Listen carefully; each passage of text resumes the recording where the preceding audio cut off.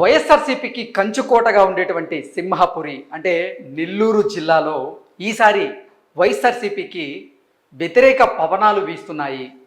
అక్కడ వైసీపీ అభ్యర్థులు ఓడిపోవడం ఖాయం అనేటువంటి సంకేతాలు బలంగా కనపడుతున్నాయి అంటూ కొన్ని వార్తలు ఇప్పుడు ప్రచారంలో ఉన్నటువంటి నేపథ్యంలో ఒక వార్తని మనం చూసేటువంటి ప్రయత్నం చేద్దాం.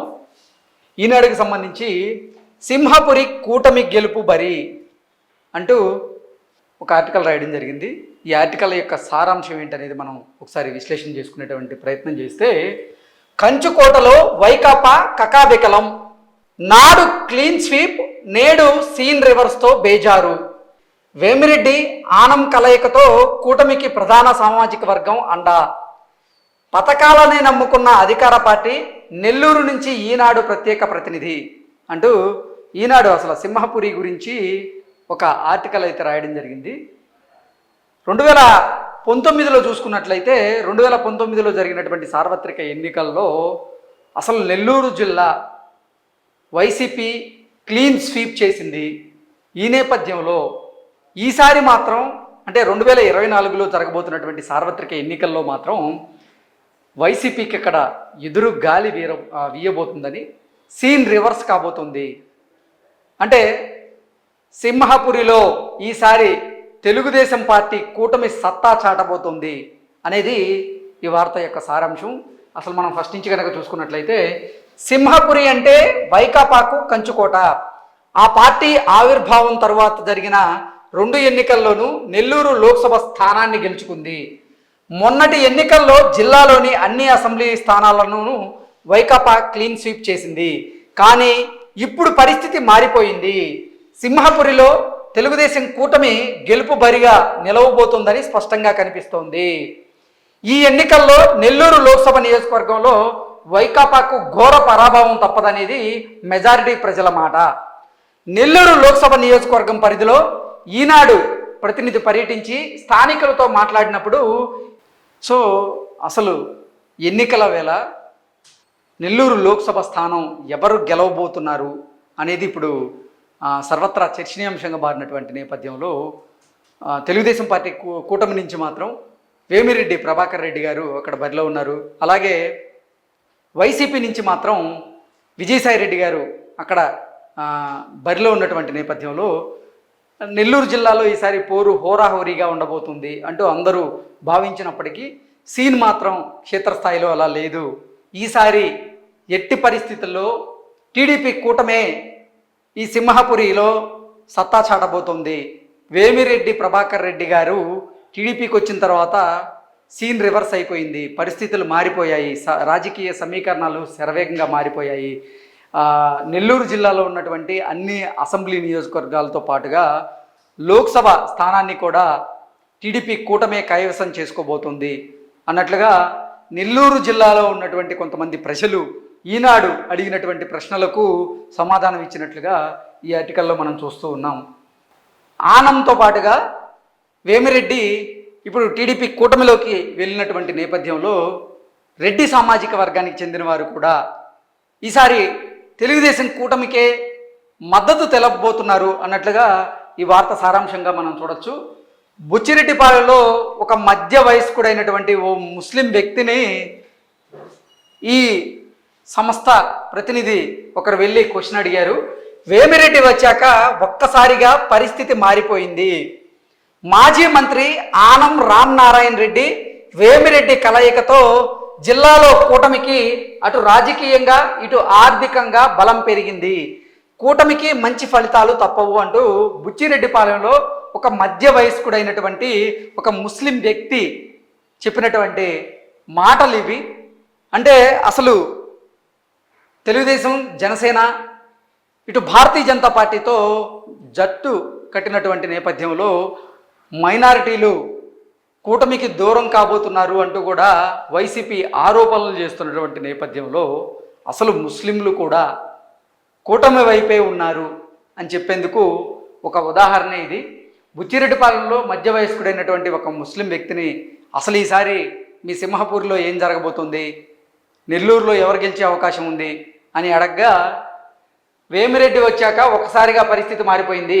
మాజీ మంత్రి ఆనం రామనారాయణ రెడ్డి వేమిరెడ్డి కలయికతో జిల్లాలో కూటమికి ఆర్థికంగా అలాగే రాజకీయంగా రెండు రకాలుగా కలిసి వచ్చింది. సో కూటమే ఈసారి మా జిల్లాలో సత్తా చాటగలదు అన్నట్లుగా ఆయన చెప్తున్నట్లుగా రాశారు. నెక్స్ట్, కావల్లో ఒక యువకుడిని అడగగా ఇన్నాళ్ళు రెడ్డి గారు ఉన్నందుకు వైకాపా బలంగా ఉంది, ఇప్పుడు వాళ్ళంతా తెలుగుదేశం పార్టీలో చేరుతున్నారు, గ్రామాల్లో వారి ప్రభావం చాలా ఎక్కువగా ఉంటుంది. సో ఇన్నాళ్ళు రెడ్డి గారు అంటే వేమిరెడ్డి ప్రభాకర్ రెడ్డి గారు ఇన్నాళ్ళు వైకాపాలో ఉన్న నేపథ్యంలో రెడ్లందరూ కూడా వైకాపాకే ఓటేశారు. కానీ ఈసారి మాత్రం ఆయన టీడీపీ నుంచి ఎంపీ బరిలో దిగుతున్నటువంటి నేపథ్యంలో ఈసారి వేమిరెడ్డి ప్రభాకర్ రెడ్డి గారే అక్కడ గెలిచే అవకాశం ఉంది. గ్రామాల్లో రెడ్డి సామాజిక వర్గానికి చెందిన ఓటర్ల ప్రభావం ఎక్కువగా ఉంటుంది అన్నట్టుగా కావలపట్నంలో ఒక యువకుడు చెప్తున్నట్టుగా ఈ వార్త సారాంశంగా మనం చూడొచ్చు. వైకాపా ఎంపీ అభ్యర్థి విజయసాయి రెడ్డికి పెద్దగా కలిసి వచ్చే అంశాలేమీ జిల్లాలో కనిపించడం లేదు. ప్రభుత్వ వ్యతిరేకత, ఎమ్మెల్యేలు ఈ 5 ఏళ్లలో ఇక్కడ సాగించిన అవినీతి అరాచకాలు ఆ పార్టీని ముందుకు కదలనివ్వని పరిస్థితి. మరీ ముఖ్యంగా సాయిరెడ్డిపై జిల్లాలో సానుకూలత లేదు. సాయిరెడ్డిని అభ్యర్థిగా ప్రకటించాకే ఇక్కడికి వచ్చారు తప్ప నెల్లూరు జిల్లా వ్యక్తిగా ఆయన జిల్లాకు ఏం చేశారు అని ప్రజలు ప్రశ్నిస్తున్నారు. అంటే వైకాపా అభ్యర్థి విజయసాయిరెడ్డి నెల్లూరు జిల్లాకు చెందిన వ్యక్తి అయినప్పటికీ అసలు ఆ జిల్లాకు ఏం చేశారు అంటూ కూడా ప్రజలు ప్రశ్నిస్తున్నారు అన్నట్లుగా ఈ ఆర్టికల్ మనం చూడొచ్చు. జిల్లాలో పుట్టిన పెరిగి చదువుకున్నానని చెబుతున్న సాయిరెడ్డి 8 ఏళ్ల నుంచి రాజ్యసభ సభ్యుడిగా ఉన్న సొంత జిల్లాకు ఇసుమంతైనా చేసింది ఏమీ లేదు. విజయసాయిరెడ్డికి కూడా ఇక్కడ పోటీ చేసి ఏదో సాధిస్తామనే నమ్మకం అయితే లేదు.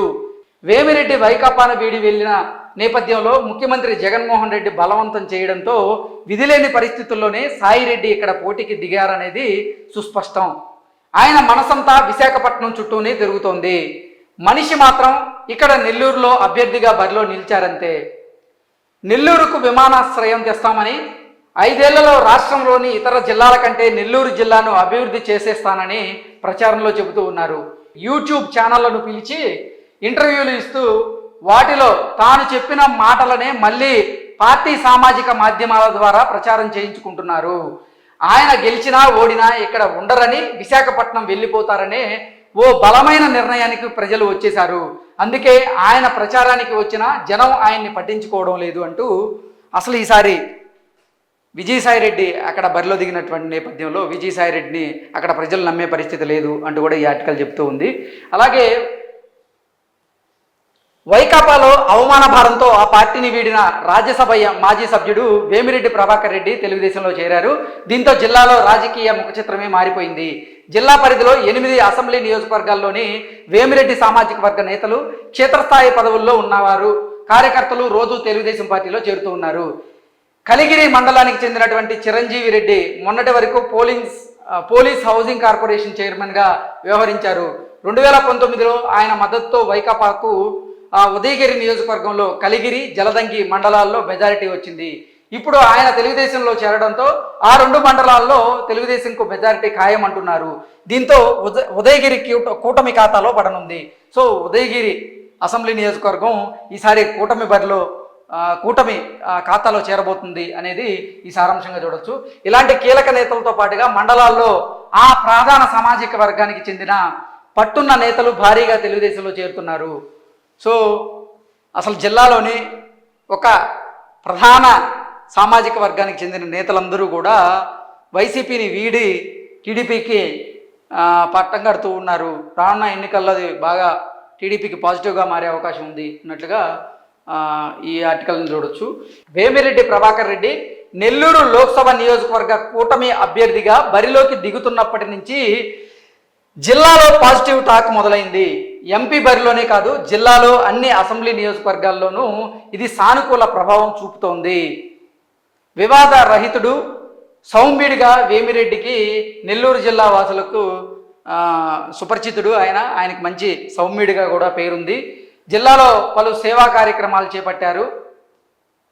అవసరమని వచ్చిన వారికి ఆపన్న హస్తం అందిస్తూ ఉంటారు.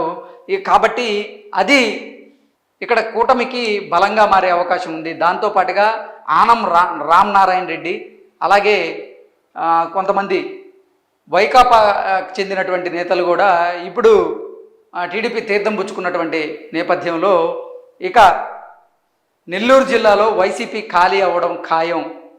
ఈసారి నెల్లూరు జిల్లాలో టీడీపీ కూటమి క్లీన్ స్వీప్ చేయబోతుంది అన్నట్లుగా ఈ ఆర్టికల్ యొక్క ఉద్దేశంగా మనం భావించవచ్చు.